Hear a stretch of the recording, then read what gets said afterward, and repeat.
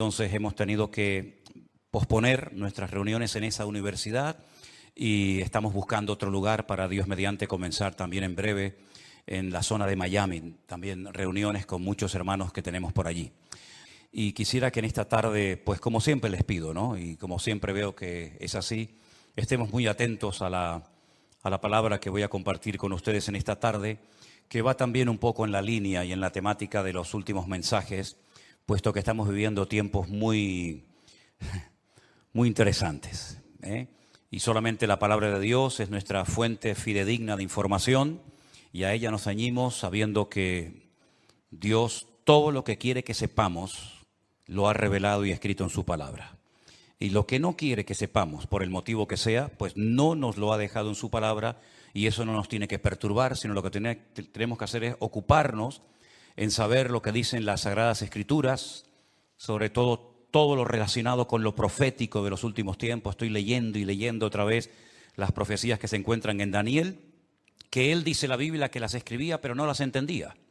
Incluso en algunas ocasiones se le dice, escríbelas, séllalas, porque esto no es para tu tiempo. Esto es algo que yo te revelo a ti para que quede registro, pero esto es algo que ha de acontecer en los últimos días, en los postreros tiempos. ¿Y quién no sabe que ya estamos en esos postreros días? Cualquier musulmán le pregunta si ellos saben que estamos en los últimos tiempos. A cualquier judío, a cualquier cristiano con dos dedos de frente, incluso a aquellas personas que no se definen como nada, pero te dicen, por ejemplo, cuando te los encuentras en la calle, esto va a reventar por algún lado, esto ya no aguanta más, algo va a pasar. Bueno, gracias al Señor, nosotros los creyentes podemos estar en paz en medio de la tormenta porque sabemos lo que va a suceder y para eso tenemos la palabra de Dios. Oramos en esta tarde, queridos hermanos, pidiendo la bendición de nuestro Dios para este mensaje. Te damos muchas gracias, Señor, una vez más, por esta oportunidad que nos das de aprender, de conocer las cosas que tú has dejado en tu palabra para mantenernos firmes en la fe, para saber cómo actuar, cómo comportarnos en estos tiempos peligrosos y difíciles en los cuales nos ha tocado vivir. Señor, abre nuestro entendimiento para que podamos comprender tu palabra y podamos en esta tarde, Señor, ser fortalecidos en nuestra fe, en nuestra comunión contigo, y que esta palabra sea de bendición para todos los que la van a escuchar, tanto hoy como en cualquier otro momento. Nos ponemos en tus manos y pedimos tu bendición en el nombre de Jesús. Y amén, y amén. Yo lo primero que me gustaría pedirles a todos ustedes, no solamente los que están aquí reunidos, sino también los que están en sus hogares y los que después van a ver estas reuniones. No sé si se han dado cuenta, pero en las últimas semanas han habido centenares, cientos de miles de personas que debido a todo lo que está ocurriendo se han metido en, seguramente en muchas otras páginas, ¿no? Pero yo hablo de lo que nos atañe a nosotros, a ver qué es lo que está sucediendo, a ver qué es lo que está pasando. Tenemos ya mensajes en nuestro canal de YouTube que tiene casi 4.000 mensajes. Tenemos mensajes que ya pasan de los 2, 3, 4, 5, 6, 7, 8, 9 millones de visualizaciones. Es algo increíble ver cómo Dios está despertando las conciencias de muchísimas personas en muchas partes del mundo, porque están realmente preocupadas, diciendo qué es lo que va a pasar. Yo ya digo, lo primero que les quiero pedir a todos ustedes es que mantengamos la calma, por favor. Veo a muchos creyentes nerviosos, angustiados, con miedo, y lo primero que tenemos que tener en cuenta es que el Señor es nuestra paz, que todo está bajo el control de Dios y que aquí no va a caerse ni una hoja de un árbol sin permiso de nuestro Dios. Así que mantengamos la calma, la serenidad, la paz y no dejemos que nada ni nadie nos perturbe. El Señor Jesucristo dice, en el mundo tendréis aflicción. Más claro agua. Pero confiad, yo he vencido al mundo. Mi paz os dejo, mi paz os doy, no como el mundo la da.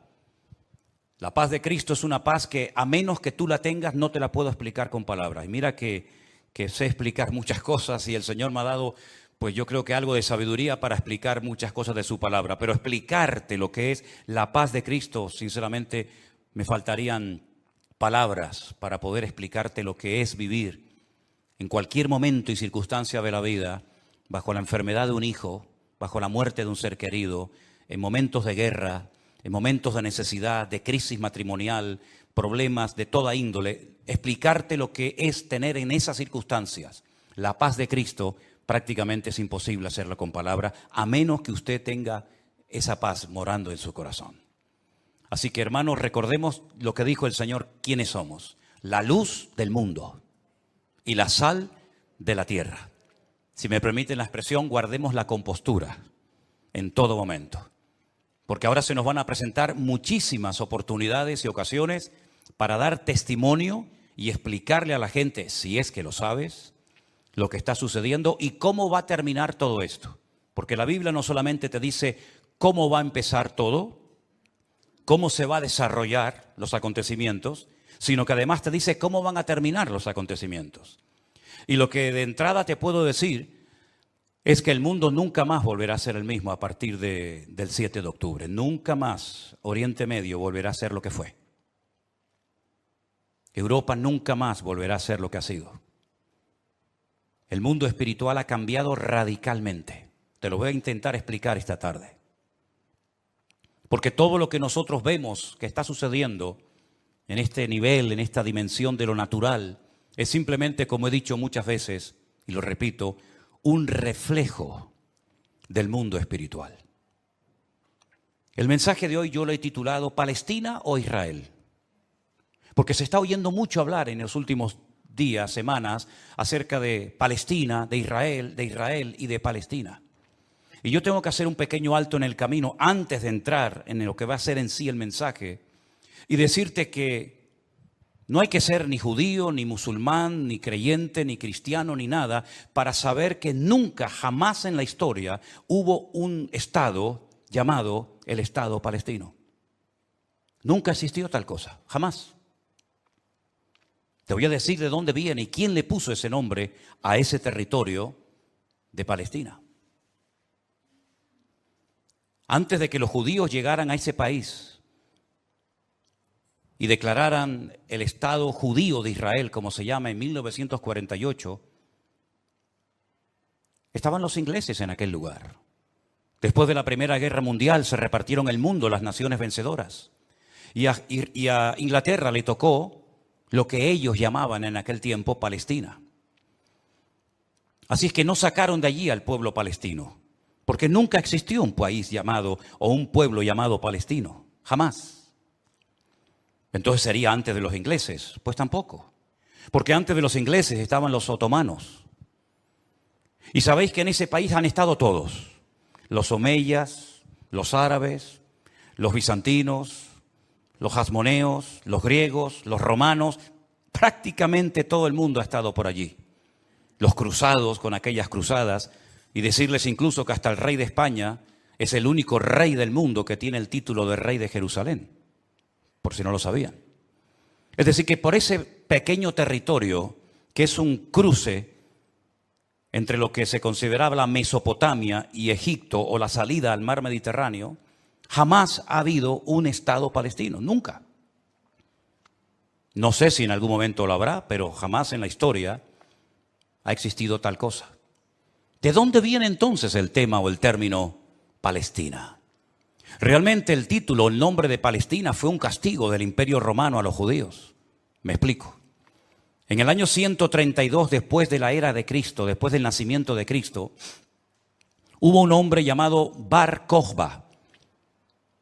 Su nombre significa hijo de la estrella, Bar, hijo, Kokhba, estrella. Bar Kokhba era un judío que fue declarado el Mesías, el verdadero Mesías de Israel. Ustedes saben que el sueño dorado de Israel ha sido la restauración de la monarquía con un rey descendiente de la tribu de Judá. Y este tal Bar Kokhba, el hijo de la estrella, fue apoyado de una forma tremenda por un rabino muy famoso de la época llamado Rabí Akiva. Rabí Akiva, haciendo una pésima interpretación de un texto del Antiguo Testamento, donde dice que el hijo de la estrella, hablando del verdadero Mesías, reinaría, apoyó de una forma tremenda a Bar Kokhba y emprendió una rebelión en contra del Imperio Romano. Y durante un par de años logró crear, entre comillas, un pequeño, país independiente que era la región o la provincia del sur de Judea. Los romanos no le iban a permitir ni a Bar Kokhba ni a nadie que pisotearan a Roma, que humillaran a Roma. Y entonces se emprendió una matanza, una guerra terrible contra este líder religioso político y lo desmenuzaron. En aquellas guerras se cuenta que murieron más de 580.000 judíos. Una barbaridad. 580.000 judíos perdieron la vida, incluido el Bar Kokhba este. ¿Por qué se produjo esta rebelión? Bueno, hay varios factores, varios motivos. El primero es porque el Imperio Romano había prohibido practicar la Brit Milá, el pacto, la circuncisión. No se podían hacer circuncisiones en Israel y sabéis que eso es algo sagrado, incuestionable. No se negocia el circuncidar sí o no a un varón. Eso es algo que nadie cuestiona. Incluso los judíos ateos lo hacen con sus hijos. Todos lo hacen. Sean creyentes, practicantes o no. Y eso estaba prohibido. Estaba prohibido la celebración del Shabbat, el día de reposo para el pueblo de Israel en aquel tiempo. Estaba prohibido enseñar Torah, enseñar la ley de Moisés, celebrar las fiestas. Y para colmo, como ya Jerusalén había sido destruida, totalmente destruida en el año 70 por el hijo del emperador Vespasiano, Tito, la destruyó y cumplió la profecía que Cristo había dicho en Mateo capítulo 24. ¿Veis todo esto? No quedará piedra sobre piedra que no sea destruida. En el año 70 se cumplió literalmente esa palabra profética que Cristo le había dicho a sus discípulos y que la encontramos en Mateo 24. Y la ciudad de Jerusalén fue destruida completamente, incluido lógicamente el templo. Los tesoros del templo, que eran incalculables, se llevaron a Roma. Y su padre, Vespasiano, construyó un templo, pero a la muerte, el famoso Coliseo romano, que todavía lo pueden visitar los que quieran. Y para hacer una conmemoración de esta victoria, entrando o muy cerca del Coliseo romano está el Arco del Triunfo de Tito, por donde les desfilaron las legiones romanas, humillando a los judíos que se los llevaban por miles y centenares a Roma para ser lanzados al circo romano, crucificados, etcétera, etcétera. No solamente ocurrió eso, sino que para más INRI, para más humillación, lo que hizo el emperador Adriano fue cambiarle el nombre a la ciudad de Jerusalén. Subió a lo alto de donde estaba el templo, que es el monte Moriah, donde actualmente está el Domo de la Roca, y al lado la mezquita famosa de Al-Aqsa. Y allí puso un templo a Júpiter, una de las divinidades más adoradas y queridas de Roma. Y le cambió el nombre de Jerusalén por Aelia Capitolina. Y ese fue el nombre que le pusieron. Esto fue una humillación tan grande que no pudieron soportar semejante humillación parte de la tribu de Judá que estaba todavía en aquel tiempo allí, que decidieron emprender una rebelión en contra de Roma. Y en el 132, este hombre, Bar Kokhba, se atrevió a plantarle cara al Imperio Romano. Y durante un par de años tuvo, éxito, pero finalmente fue despedazada y arrasada completamente ese país. El rabino que lo apoyó, el rabí Akiva, lo llevaron a Cesarea la Marítima. Digo la Marítima porque sabéis que en los tiempos de la Biblia había dos ciudades que se llamaban Cesarea, Cesarea de Filipo al norte y Cesarea la Marítima al lado del mar Mediterráneo. Y allí con peines de hierro al rojo vivo le arrancaron toda la piel y lo torturaron hasta la muerte a rabí Akiva. Y ya se acabó cualquier otra posibilidad de rebelarse, de levantarse contra el Imperio Romano. Queda un pequeño reducto de judíos, rebeldes, pero bueno, ese es tema para otro día. Y entonces, para humillar más a ese país, para que nunca nadie pudiera recordar que un día hubo una ciudad llamada Jerusalén, que ahora se iba a llamar, ya hacía años que se llamaba Aelia Capitolina, al país se le puso Filistea, tierra de filisteos. Y de ahí viene el origen de la palabra Palestina. Fue un castigo de Roma a los judíos para que nunca más nadie pudiera echar de menos un país llamado Israel. Y esa es la historia del nombre Palestina. Y por allí, ya digo, han pasado todas las civilizaciones, culturas, religiones, imperios, cruzados, etcétera, etcétera. Pero nunca, a pesar de que Roma le puso a ese país Palestina o tierra de filisteos, jamás hubo un estado propio, gobernado, libre, independiente, llamado el Estado de Palestina. Jamás lo ha habido, nunca. Y no hay ni que ser cristiano para entender esto. Cualquier persona lo sabe perfectamente. Por lo tanto, cuando hace unos días un señor dijo que Jesús era palestino, yo le pediría a los que son de ese país que se pongan en contacto con su embajador o con su presidente y le corrijan a este señor, porque Palestina no existía en la época del Señor Jesús. Hay que decirle a este señor que Jesús era de la tribu de Judá. Su padre y su madre, que están sus árbol genealógico en la Biblia, Mateo capítulo 1, Lucas capítulo 3, eran descendientes de la tribu de Judá, que a su vez estaba entroncada con la casa real del rey David. ¿Y quién era David? Era de la tribu de Judá. Su papá se llamó Isaí. El padre de Isaí fue Obed. El padre de Obed fue Booz. Y Booz era el hijo de Rahab, que se casó con Salmón, que era del pueblo de Israel. Por lo tanto, Jesús era judío. Por eso lo circuncidaron a los 8 días. Por eso subía a Jerusalén 3 veces al año, para celebrar las fiestas que la Torá de Moisés indicaba que tenían que subir a Jerusalén. Por eso Jesús nunca fue a una mezquita. Siempre fue a sinagogas. Porque ni siquiera las mezquitas, el Islam, existía en la época de Jesús. Sino que tendrían que pasar más de 600 años, más de 6 siglos y medio, hasta que naciera el Islam. Que por cierto significa sumisión. ¿A quién? Lo interesante es que el Señor Jesucristo, cuando es juzgado por sus enemigos, en este caso los romanos, el que lo sentencia a muerte, ordena poner encima de la cruz un título escrito en 3 lenguas: latín, griego y árabe. Si ustedes me dejan que siga, tienen un problema, porque he dicho un disparate y ustedes no han dicho nada. Y ustedes no tienen que permitir que yo ni nadie diga disparates en este púlpito. Eso es. Entonces corríjame cuando digo algo mal, no tengan miedo. El Poncio Pilato dijo de encima de su cruz tienen que poner un cartel en latín, el idioma de los romanos, en griego, la lengua internacional de la época, y en hebreo, que es el idioma que habla este pueblo, que diga Jesús Nazareno, rey de los judíos. No dijo rey de los palestinos, no dijo rey de los árabes, dijo rey de los judíos, que eran los que vivían allí. Porque dice Juan capítulo 1 que a los suyos vino y los suyos no le recibieron. Y los suyos eran judíos que estaban viviendo en aquel momento bajo la opresión, bajo el yugo del imperio más terrible que jamás ha existido y el más longevo, que fue el imperio de Roma.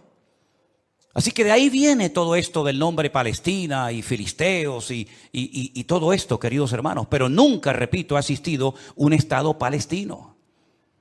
Cuando en 1948 las Naciones Unidas decidieron partir el país en 2, Israel dijo, estamos de acuerdo. Si los árabes que en ese momento habitaban en ese país, que la mayoría eran de origen jordano, el país que estaba al lado, porque no sé si saben que, por ejemplo, la explanada de las mezquitas arriba, en el monte Moriat, en el monte de Moriat, eso está bajo protectorado de Jordania. Y cuando tú ves a los ancianos caminando por las calles de la ciudad vieja de Jerusalén, la mayoría de ellos llevan un pañuelo de cuadraditos blancos y rojos, que es el pañuelo de Jordania. Porque Palestina no representa a nadie, sino ellos eran de origen jordano, ¿verdad?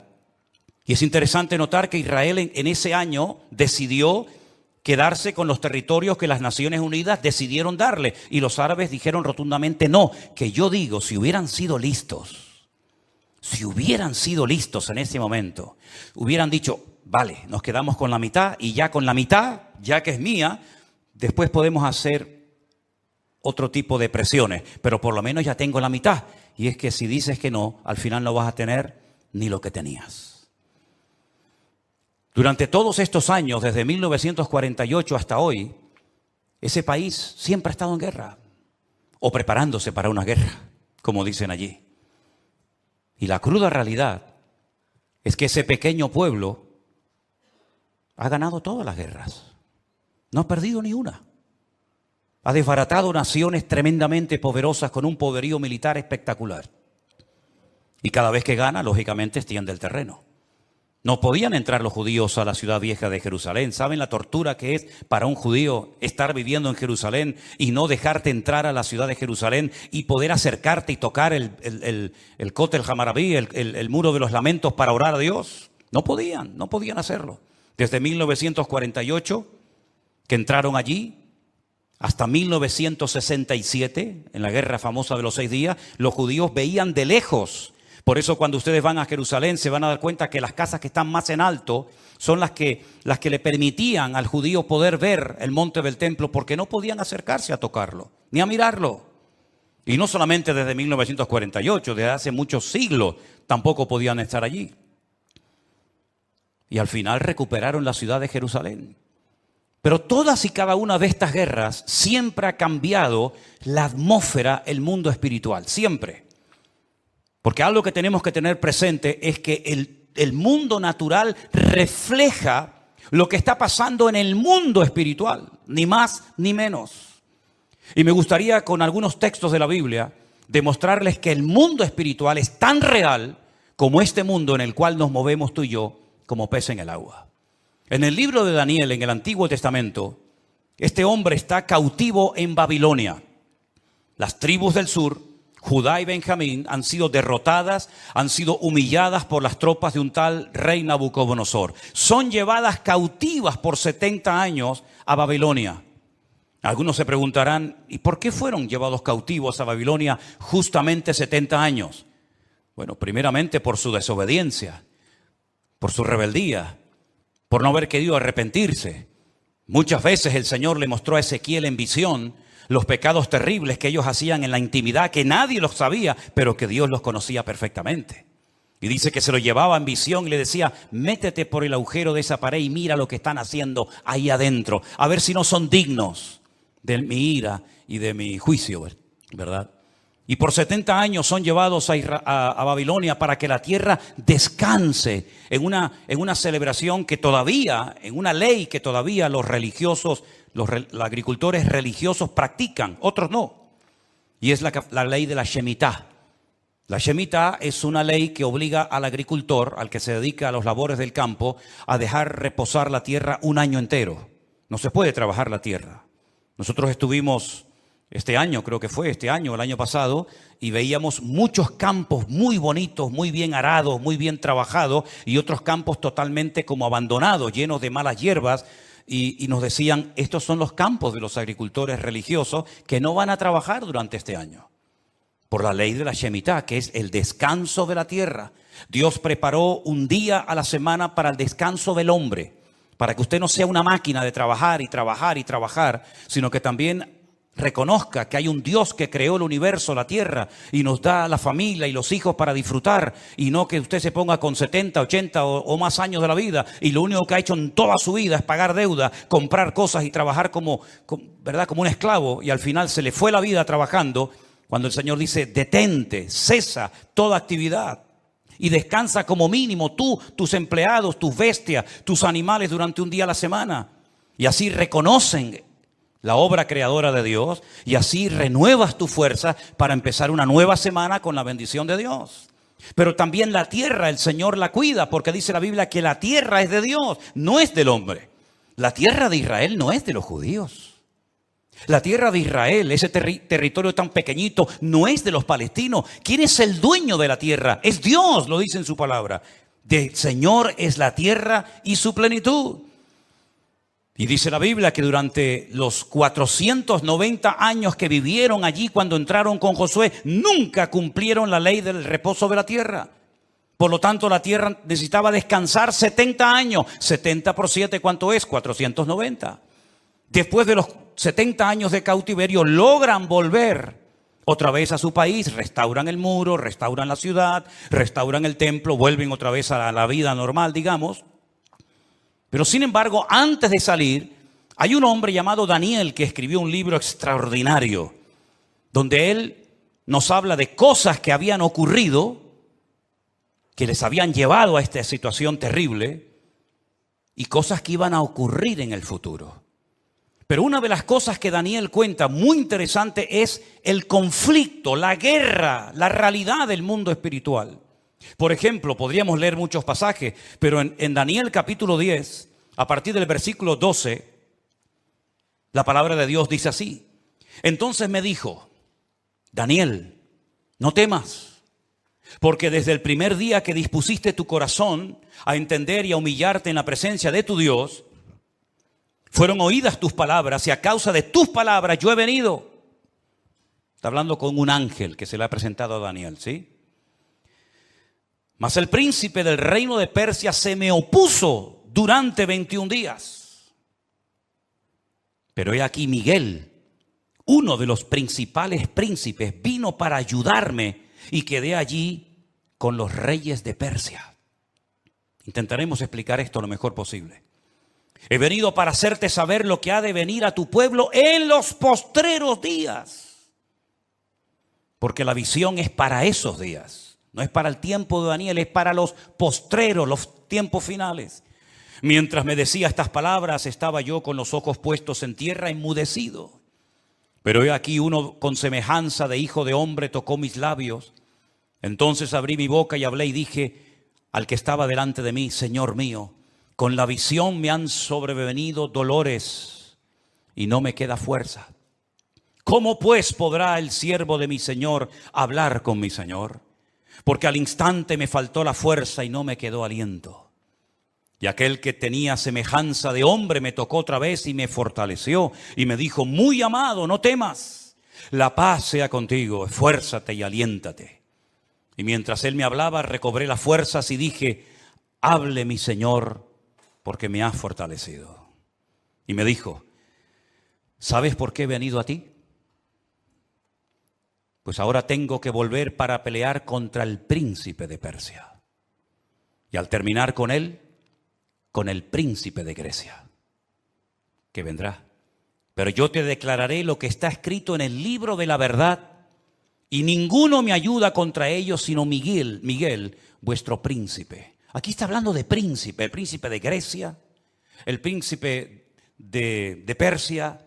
Habla de un arcángel tremendamente poderoso que aparece en pocas ocasiones en la Biblia, llamado Miguel, que dice que es el príncipe que protege al pueblo de Israel de ser aniquilado y destruido. Porque una cosa que les quiero decir y que os quede clara, y me da igual si estáis de acuerdo o no, me da igual, créame, pero te lo tengo que decir. Recientemente se le preguntaron a altas autoridades de Hamás y le dijeron, si pudierais elegir entre tener todo el Estado de Israel, todo el territorio, de norte a sur y de este a oeste para ustedes, o la destrucción, la aniquilación total y absoluta del pueblo de Israel, ¿qué elegiríais? ¿Sabe la respuesta, no? Preferimos que no exista ni un solo judío sobre la faz de la tierra antes de quedarnos con todo su territorio. Porque no es que quieren quedarse con todo el territorio, es que quieren arrojar al mar o al desierto para que muera toda la población de Israel, que en este momento está alrededor de unos 15 millones de personas más o menos repartidas en varias naciones de la tierra. ¿Quién puede negociar con alguien que te quiere matar? ¿Quién puede negociar con alguien que viola a tus hijos y los quema delante de tu presencia? ¿Quién puede negociar con alguien que le abre el vientre a una mujer embarazada y le saca a su hijo que aún está con vida? ¿Quién puede negociar con alguien que te odia y que el sueño de su vida es destruirte a ti y a toda tu descendencia? ¿Quién puede negociar con semejantes salvajes? Fijaros que ya no digo animales, como decía hasta el otro día, porque no quiero ofender a los animales. Pero aquí encontramos una realidad espiritual. Daniel estaba orando, estaba ayunando por 21 días, 3 semanas seguidas. Y la respuesta a su oración no venía la respuesta a su oración. Y finalmente se le presenta un ángel y le dice, desde el primer día que te pusiste a orar, tu oración llegó a la presencia de Dios. Y entonces, ¿por qué no vino la respuesta? Porque el príncipe de Persia se me oponía. Había interferencias, por decirlo de alguna manera, en el mundo espiritual. ¿Quién es el príncipe de Persia? Un poder espiritual, un príncipe de las tinieblas que no quería que Daniel recibiera la revelación y la información de lo que le iba a pasar a su pueblo a corto y a largo plazo. Y con esto coincide lo que se ha leído esta tarde desde este mismo púlpito, la famosa armadura del cristiano en Efesios capítulo 6. Donde el apóstol Pablo dice, nuestra lucha ahora como creyente no es contra sangre y contra carne, no. Esa ya no es nuestra batalla, esa ya no es nuestra lucha. Nuestra lucha, que existe y es real, es contra principados y contra potestades, contra los gobernadores de las tinieblas, contra huestes espirituales de maldad en las regiones celestes. Y por eso Pablo describe la armadura del soldado romano, pero dándole como una aplicación para que el cristiano pueda vivir en todo momento bien armado, bien preparado, bien listo para poder enfrentar ese conflicto espiritual que todo creyente sabe perfectamente que está librando. Fijaros que las últimas palabras del apóstol Pablo cuando escribe a Timoteo le dice, he peleado la buena batalla. No ha sido fácil llegar hasta la meta, Me han torturado, me han apedreado, me han puesto en la cárcel, etcétera, etcétera. Y he peleado la buena batalla y he acabado la carrera. A Timoteo, cuando está pasando un momento de desánimo, de caído en su espíritu por las presiones y las luchas que está llevando a cabo en la iglesia que está pastoreando en Éfeso, le dice, pelea la buena batalla, echa mano de la vida eterna, sufre penalidades como buen soldado de Jesucristo. Yo sé que por ahí se ha predicado un evangelio aguado, un evangelio donde ven a Cristo y todos los problemas se te van a solucionar. No es verdad. Dios te va a dar gracia, paz y fortaleza en medio de los problemas. Pero muchos problemas no van a desaparecer por el hecho de que ahora usted se ha convertido a Cristo. Si le han predicado otra cosa, no es mi problema, pero sí es mi responsabilidad decirle que la vida no es fácil, ni para el ateo ni para el creyente. Y dice la Biblia que cuando sale el sol calienta buenos y calienta malos. Y cuando hay guerras mueren buenos y mueren malos. Y cuando hay un naufragio mueren cristianos y mueren ateos. Y cuando hay un atentado, cuando hay un terremoto o cuando hay un tsunami mueren cristianos, mueren blancos, mueren ricos, mueren todos. Porque es parte de la vida. Pero en medio de las tormentas y sufrimientos de la vida, nosotros sabemos que el Señor está a nuestro lado. Y eso es lo que nos da la fuerza para decir, Dios está conmigo porque yo sé en quién he creído. Miren a Job, y no me quiero ir del tema, pero miren a Job, un hombre que perdió a sus hijos, un hombre que perdió su salud, un hombre que perdió su patrimonio, toda la vida trabajando para tener 4 cosas y en un día las perdió todas, como le puede pasar a cualquiera, ¿o no? Sin embargo, cuando su mujer le dice, maldice a Dios, ¿qué tipo de Dios tienes tú? Que hoy te da y mañana te quita, ahora te sana y mañana te enferma. Y le dice, como cualquier persona incrédula, insensata, has hablado. Yo sé en quién he creído y aunque Dios me mate, yo lo voy a seguir adorando, porque yo sé que mi Redentor está vivo. Podemos tener paz en medio de la tormenta, podemos dormir en paz, como dice la Biblia, en paz me acostaré y asimismo dormiré. Porque solo tú, Señor, me haces vivir confiado. Y aunque un ejército acampe contra mí, no temerá mi corazón. Porque el Señor es mi luz y mi salvación. Son promesas que las hemos interiorizado en nuestra vida. Y no es como un mantra que lo tengo que repetir para autoconvencerme de que Dios está conmigo. Es que no me tengo que autoconvencer de nada. Él mismo me da testimonio a mi espíritu de que no estoy solo en medio de las luchas de la vida. Y el pueblo de Israel no es que sea el mejor pueblo del mundo, Yo no estoy aquí para hacer, digamos, una disertación a favor de unos que son muy buenos y otros que son muy malos. Yo no estoy aquí representando a nadie. Yo solamente represento a mi Dios. Y mi Dios no se casa con nadie. Y mi Dios ama a todo el mundo por igual. Y mi Dios no hace acepción de personas. Y todos los seres humanos, me da igual son palestinos, o son judíos, o son canarios, o son latinos, o de donde sea. Todos los seres humanos tenemos que arrepentirnos delante de nuestro Dios por nuestros pecados. Y aquí no hay ni buenos ni malos, sino que aquí cada uno tiene que ser consciente de que no hay justo ni aun uno delante de la presencia del Señor. El mismo Señor Jesucristo, y hoy lo leía en el Evangelio de Mateo, le decía a los judíos, si no os arrepentís, todos pereceréis igualmente. Por lo tanto, mis queridos hermanos, lo importante es saber que estamos en una guerra espiritual porque estamos a punto, y lo vamos a ver, que todo va a cambiar. La película que hemos vivido hasta el día de hoy, nuestra vida ha sido como una especie de película, con diferentes actores, diferentes escenarios, ¿verdad? El escenario va a cambiar completamente. Los actores van a cambiar. El guión va a cambiar. Y cuando está a punto de producirse un cambio en el mundo significativo que afecta a miles y a millones de personas, hay siempre guerra en el mundo espiritual. Miren cuando Cristo nació, la guerra espiritual que hubo. Comenzaron a asesinar niños, ¿verdad? Comenzaron una serie de revoluciones porque cada vez que va a haber un cambio que va a afectar la economía, la política, la vida social, etcétera, siempre hay un conflicto espiritual tremendo. Daniel estaba orando porque quedaba pocos años, poco tiempo, probablemente estaba por el año 68, máximo al 69 de la liberación, ¿verdad?, del pueblo, y Daniel estaba no preocupado, pero sí indagando, leyendo las escrituras, orando y ayunando, porque sabía que se avecinaba, se oteaba en el horizonte un cambio tremendamente significativo. Miles de personas por fin iban a poder volver otra vez a su país. Iba a haber una masa de gente que iba a ir de un lugar a otro. Y esos cambios, hermano, no se producen por casualidad. Esto que estamos viendo, que ayer llegaron 1000 al Hierro, el otro día 600 a Lanzarote, el otro día no sé cuántos al Hierro, todo eso no es producto de la casualidad. Satanás está cambiando la escena mundial. Y lo vamos a notar en pocos días, en pocas semanas. Esto va a ser completamente diferente. Y los que tengamos la oportunidad y el privilegio de volver a Israel, porque vamos a volver a Israel, no nos vamos a encontrar al Israel que hemos conocido por más de 20 años. Nos vamos a encontrar a la gente de una forma diferente, una actitud diferente, una atmósfera completamente diferente, porque estamos en una guerra espiritual tremenda.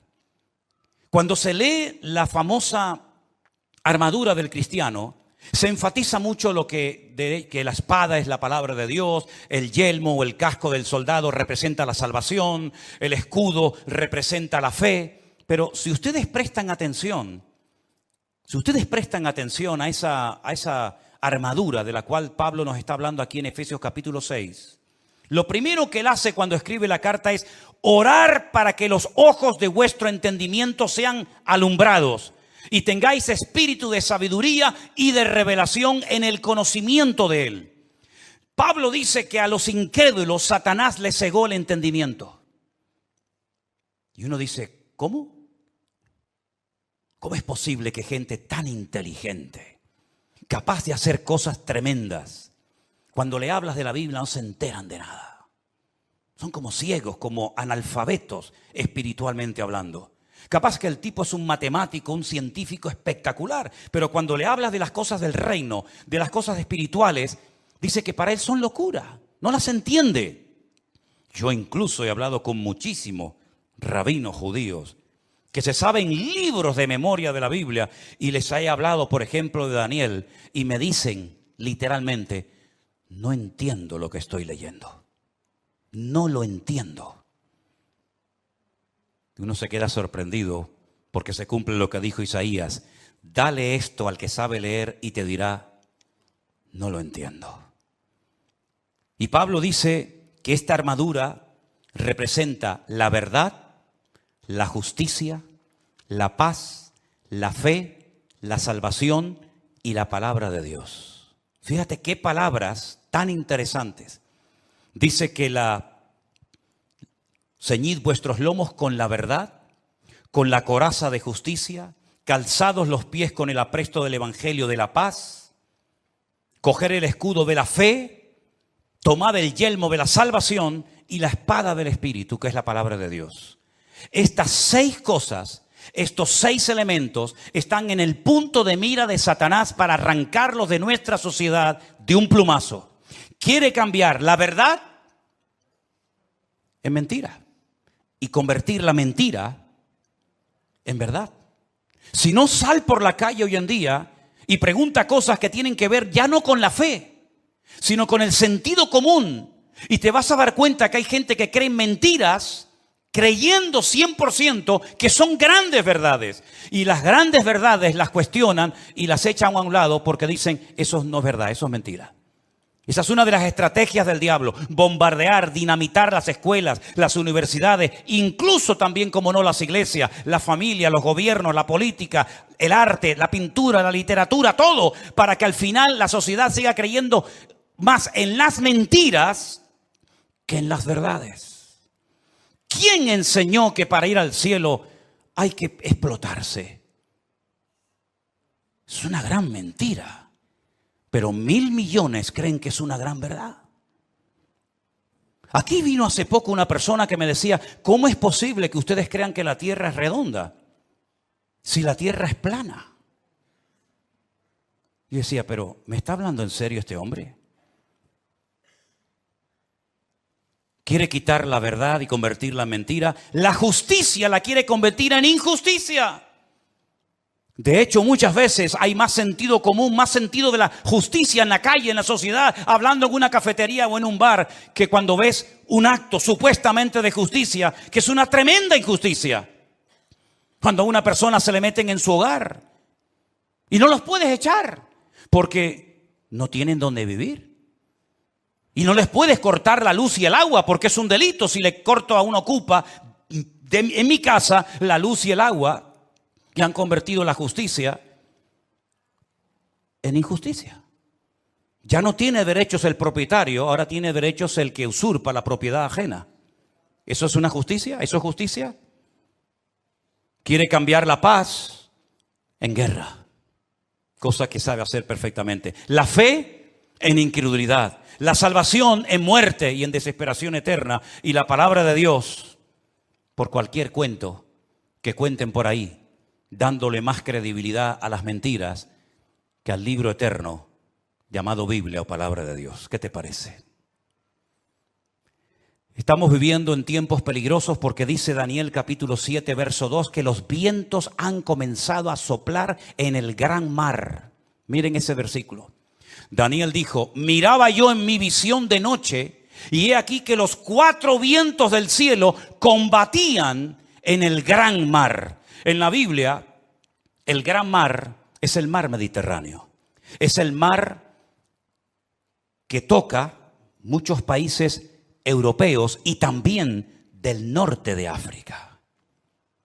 ¿Y de dónde se levantará un personaje siniestro que tendrá un poder tremendo? Económicamente hablando, políticamente hablando, económicamente hablando, del antiguo territorio que ocupaba el reino de Roma. Todo lo que es el norte de África, parte de Oriente Medio y todo lo que es Europa, hasta lo que se conoce como Finisterre, el fin de la tierra para los romanos hace 2000 años. Y dice que en ese gran mar, él vio como 4 vientos, que son demonios, comenzaban a soplar de tal manera que comenzaron a levantarse animales. El resto del capítulo no lo voy a leer, pero dice que comenzaron a levantarse animales. Se levantó un leopardo con alas, se levantó un oso con unas costillas en la boca, se levantó un león con alas, se levantó una bestia indescriptible de esa zona donde soplaban los 4 vientos. Y comenzaron a levantarse esos animales que representaban imperios, poderes políticos que iban a afectar la vida de miles y de millones de personas a lo largo de la historia. ¿Cómo podía saber ese hombre cuando todavía no existían ni los medos persas, ni los griegos, ni los romanos, que se iban a levantar esos imperios siglos antes de antelación? Es que la Biblia se anticipa en el tiempo y en el espacio, demostrando que Dios es un Dios veraz y que siempre sabe lo que va a suceder porque Él controla la historia. ¿Cuántos dicen amén? Y vemos varios vientos en la Biblia. No tengo tiempo para extenderme en todo esto, pero ¿cuál fue el viento que destruyó la barca de Pablo o el barco de Pablo? ¿Cuál fue el viento ese? Es el viento que golpeó contra un creyente, contra un representante del cuerpo de Cristo, el Euroclidón. El Euroclidón destrozó la nave de Pablo y Pablo tuvo que ir a tierra a calentarse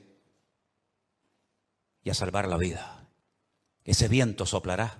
Son nombres de la mitología griega. El aquilón, el austro. Son vientos que se mencionan, por ejemplo, en el libro del Cantar de los Cantares. Métanse y estudien las direcciones de estos vientos. Generalmente los vientos, depende del viento, suelen ir en una misma dirección. Pero llegará un momento en el que se producirá como una especie de huracán, ¿verdad? Donde hay vientos de norte, de sur, de este, de oeste. Y es imposible navegar de esa manera. Es imposible navegar con 4 o 5 vientos diferentes. Y eso es lo que va a pasar en los últimos tiempos. Representa la lucha del mundo espiritual con nombres de vientos. Con nombres de vientos que aparecen en la Biblia. Y esos vientos se van a llevar a cabo en una zona geográfica en la que tú y yo también vivimos. Y por eso Europa va a ser afectada grandemente en los últimos tiempos. ¿Qué es lo que hay detrás de todo esto? No es una lucha de unos contra otros simplemente. Es una lucha de Satanás contra Dios y su palabra. Ni más ni menos. ¿Quién puede más? ¿Alá o el Dios de ustedes? ¿Quién puede más? ¿El Corán o vuestra Biblia o Torá? Es una lucha de tipo espiritual. Y si no estamos velando y orando, no vamos a saber cómo comportarnos, cómo actuar en este tiempo. Porque algo muy importante que lo vamos a ver ahora en un momento en la pantalla es cómo Satanás a lo largo de la historia, como una especie de camaleón, si me permiten, ha ido adaptándose a los tiempos, a las culturas, a las tradiciones, y de esa manera ha ido preparando el escenario para esta escena final que tenemos en el horizonte. Todavía la guerra fuerte que nos habla Ezequiel 38 y 39 aún no ha empezado. No es esta que estamos viendo ahora. Todavía viene otra peor, para que lo sepan. Cuando Gog, príncipe de Mesec y Tubal, vienen del norte con 200 millones de soldados para destruir al pueblo de Israel. Porque de esta Israel volverá a salir con muchas pérdidas humanas, con mucha sangre derramada, pero aún viene la peor, que la Biblia dice en qué momento se va a producir, qué naciones van a intervenir, por dónde van a atacar, cómo va a terminar, cuánto va a durar, etcétera, etcétera. Pero tengo una lista que se la voy a poner ahí en la pantalla. Espero que estas características del diablo de los últimos tiempos las tengan en cuenta, porque esta es la forma como Satanás ha decidido actuar en nuestra generación. Primero, lograr los objetivos deshumanizando a la humanidad. Eso ya es una realidad entre nosotros. El objetivo, lo que se pretende alcanzar, está por encima de cualquier precio de vida humana. Si mueren 1000, da igual, traemos otros 1000. Si son 10.000, traemos otros 10.000. Es como cuando los romanos estaban al pie de la montaña de Masada. ¿Se acuerdan en Masada, en el desierto de Judea? Dice la Biblia que había arriba en Masada un reducto de judíos que no querían rendirse. Ellos rodearon la muralla de Masada y comenzaron durante años y años y años a echar tierra para construir una rampa que todavía se puede ver. Y por esa rampa subieron ¿cómo se llama? El aparato ese de madera grande. Ahora ya lo diré. 4 años preparando esa rampa para poder subir arriba. Dice la Biblia que la iglesia es columna y baluarte. Ahí está, ya me vino. El baluarte. El baluarte era esa torre de madera que iban arrastrando los esclavos. Dentro iba llena de soldados y cuando llegaba arriba se abrían las compuertas y salían para atacar. 4 años preparando esa rampa de tierra. ¿Cuántos murieron? Miles. Muchos de los que estaban trabajando al pie de la montaña eran familiares, conocidos, vecinos o amigos de los que estaban arriba, rodeados por las legiones romanas. Hay una película de Peter O'Toole que se llama Masada. Véanla para que vean la historia. Qué interesante. Mataban a 200, 300 esclavos, traían más y traían más. El objetivo es lo principal. No importa cuántos mueran para alcanzar el objetivo. Esa es una estrategia del diablo que le está saliendo de maravilla. Y es la misma estrategia que están utilizando estas personas hoy en día. El fin justifica a los medios. La vida humana no tiene ningún valor, el objetivo es lo principal. Número 2, la ambición prevalece por encima del respeto a la vida. Voy a conseguir mi objetivo y alcanzar mis metas a toda costa. Me da igual si tengo que torturar, matar, me da exactamente igual. La ambición, la arrogancia de mi corazón es tan poderosa, es tan fuerte, que si tengo que hacer lo que haga falta, lo hago. Número 3, alcanzar lo divino olvidando lo humano. Si para ir al